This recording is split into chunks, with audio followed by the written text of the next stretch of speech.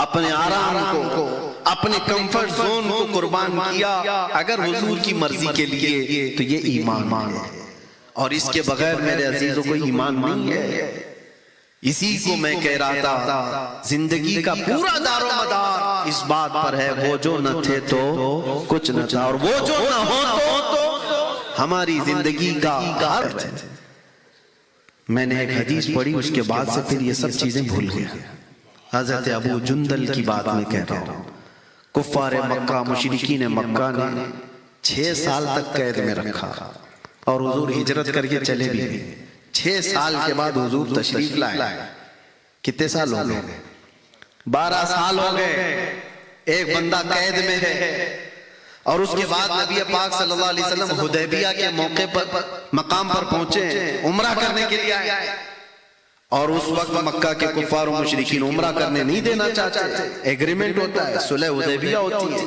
اس agreement کے جو بند تھے، جو عقود تھے، اس میں سے پہلی چیز یہ بھی تھی کہ ہماری طرف سے کوئی آدمی بھاگ کر مدینے جائے تو آپ اسے واپس کریں گے، اور مدینے کا کوئی شخص بھاگ کر ہمارے پاس آیا تو ہم واپس نہیں کریں گے۔ یہ مان لی گئی تھی یہ شرطیں، جو ٹرمز اینڈ کنڈیشنز بنے تھے نا ایگریمنٹ کے، اس میں یہ چیز تھی۔ اللہ کے نبی صلی اللہ علیہ وسلم اس کو مان لیے تھے، لیکن ابھی دستخط نہیں ہوئی تھی دونوں کے درمیان، قریش اور حضور کے درمیان، مکہ کے کافروں اور حضور کے درمیان ایگریمنٹ۔ اسی اثنا میں وہ ابو جندل صحابی جو سالوں سے جیل میں تھے، دروازہ توڑ کر نکل آیا ہے۔ میں جانتا ہوں ایک قیدی کو اگر باہر کی صرف ہوا بھی مل جائے، اس کی زندگی کچھ اور ہی لگتی ہے۔ اس کے لیے اس سے بڑی نعمت نہیں ہے، اس سے بڑی نعمت کوئی وہ محسوس بھی نہیں کرتا۔ جانتے ہو گھر کے کھانے کا ایک لقمہ قیدی کو ملتا ہے تو 1 مہینے تک دعا کرتا ہے۔ ہاں، یہ دیکھی ہوئی بات میں بتا رہا ہوں، 1 لقمہ مل جائے گھر کا۔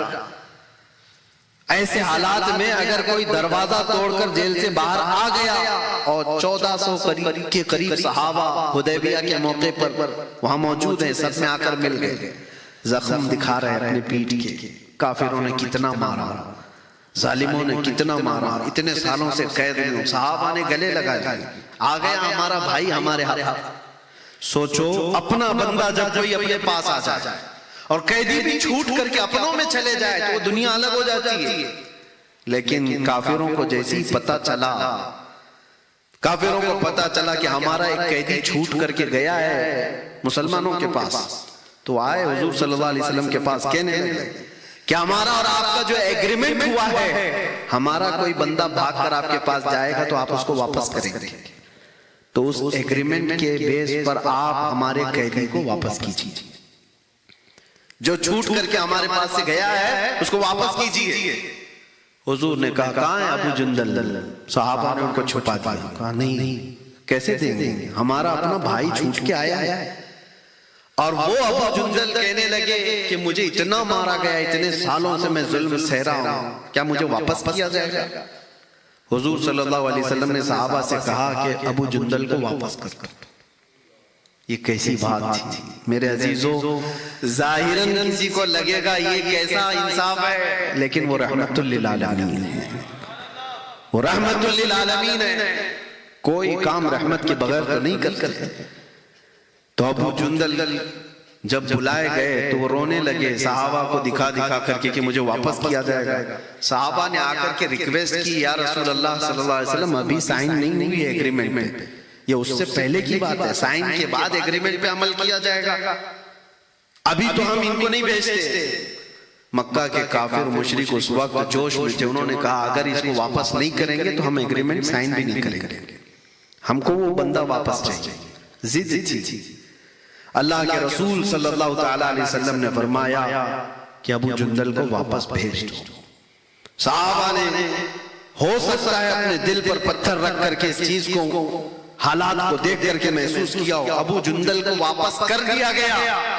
میں یہ سوچتا تھا کسی بندے کو 12 سال کے بعد حضور واپس کہیں جیل میں چلے جاؤ، واپس چلے جاؤ قید میں، ایسا کیا ہو سکتا ہے؟ برداشت کی طاقت کتنی ہونی چاہیے اس بندے کے اندر، کتنا سہنے کی طاقت ہونی چاہیے؟ پھر میں نے محسوس کیا کہ حضور پاک صلی اللہ تعالیٰ علیہ وسلم نے ان کو جو واپس کیا وہ کس لیے؟ چاہتے تو اس کو رکھ لیتے، ان کے لیے جنگ بھی ہو سکتی تھی۔ نہیں میرے عزیزو، بات یہ تھی کہ ان سزاؤں کو سہنے کے بعد پھر اگر اور اسٹرگل کرنے کی ہمت ہے اور طاقت ہے تو یہی تمہارا ایمان ہے۔ اور یہاں بات جیل کی اور سزا کی نہیں تھی۔ اللہ کے نبی صلی اللہ علیہ وسلم نے فرمایا لا یؤمن احدکم حتی یکون ہواہ تبعا لما جئت بہ، اس وقت تک تم میں سے کوئی مومن نہیں ہو سکتا جب تک کہ اپنی خواہشات کو میری مرضی کے مطابق نہ کرنا۔ جب تک رسول اللہ صلی اللہ علیہ وسلم کی مرضی کے مطابق تمہاری زندگی نہیں بنتی، اس وقت تک تم پورے مومن نہیں کہلائے جا سکتے۔ ہو سکتا ہے تمہاری مرضی ہو آزاد جینے کی، میرے مصطفیٰ کی مرضی ہے کہ تو قید میں جیے، قید کو اگر پسند کر لیا تو تو مومن کامل ہے۔ اپنے آرام کو، اپنے کمفرٹ زون کو قربان کیا اگر حضور کی مرضی کے لیے، تو یہ ایمان ہے۔ اور اس کے بغیر میرے عزیزوں کو ایمان نہیں ہے۔ اسی کو میں کہہ رہا تھا، زندگی کا پورا دار و مدار اس بات پر ہے، وہ جو نہ تھے تو کچھ نہ تھا، اور وہ جو نہ ہو تو ہماری زندگی کا ہر فیصلہ جب بھی آئے حضور پاک صلی اللہ تعالیٰ علیہ وسلم کی ذات پاک کو اس پہ ملحوظ رکھو۔ آپ کو پتہ ہے ہماری خواہشات کیا کیا چاہتی ہیں، بہت کچھ ہے، لیکن جب تک اسے قربان نہیں